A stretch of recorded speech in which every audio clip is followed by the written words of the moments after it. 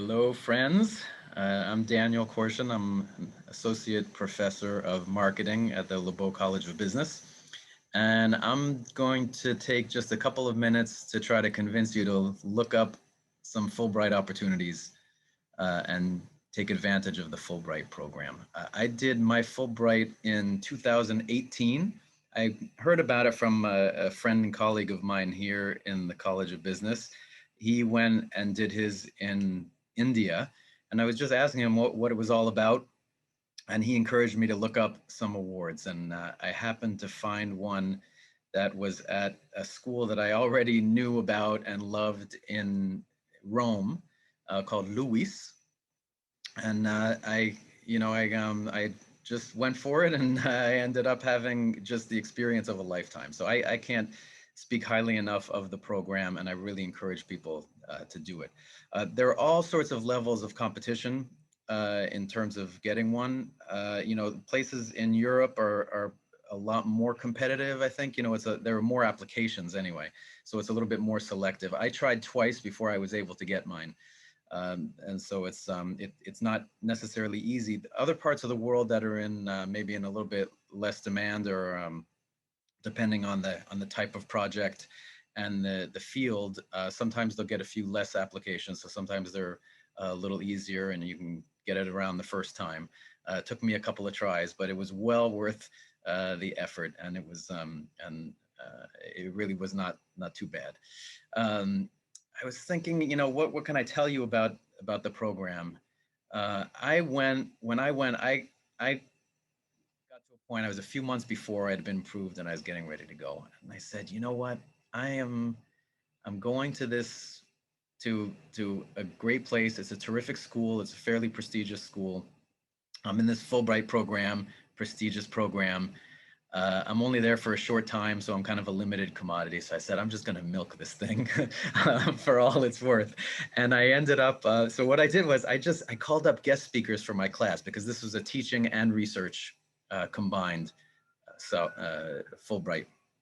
Uh, and so for my class, I said, who's my dream list of people? And I just contacted them completely out of the blue.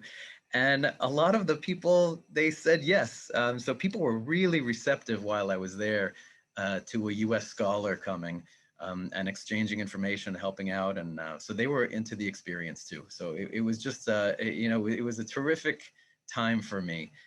What you want to do if you are applying to this is, first of all, work with the folks here who are with the program, and who are organizing these videos, in fact, for some guidance.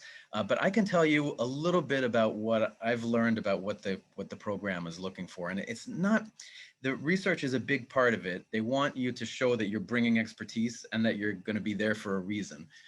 But really, the deeper goals of the program are to just encourage longer term collaboration between the US and other countries. And, the program is, at least it didn't seem to me to be, they're not obsessed with the research itself. They see that as a means to like a longer end. And so what they're looking for, from what I've seen, is people who are going to go to the country, and they're going to go out of their way to meet people, to start conversations with people, to bring their experience and talk with folks in that other country, and to plant seeds that hopefully will turn into longer term things. So, for example, at this university where I went for 4 months, I worked with an research assistant at the time. We got along great. He's just a terrific person. He eventually ended up doing a doctoral program, moving into a doctoral program, and now he's going to come as a visiting scholar to Drexel for the year. And so that's the kind of thing that it was kind of by chance, and it just happened. And now it's a couple of years later. I wasn't expecting it. I didn't tell him, come here, but we started that kind of a relationship, and it's continued. And I've continued doing work with people there. Continued some research projects that I'm doing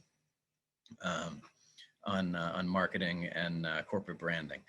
So it's, and that's what they want. What they want to avoid is sending someone over who's going to be like just solely focused on their project and not kind of see the bigger picture. So the more that you can communicate that you're that type of person, and I hope you are that type of person, that you'll want to go there, explore things within your area, people that are directly relevant to your project, but also people who are maybe a little outside, and maybe who you wouldn't think before you went there that you would be meeting them, or that you would try to foster it, but it's just to let things happen naturally and organically while you're there.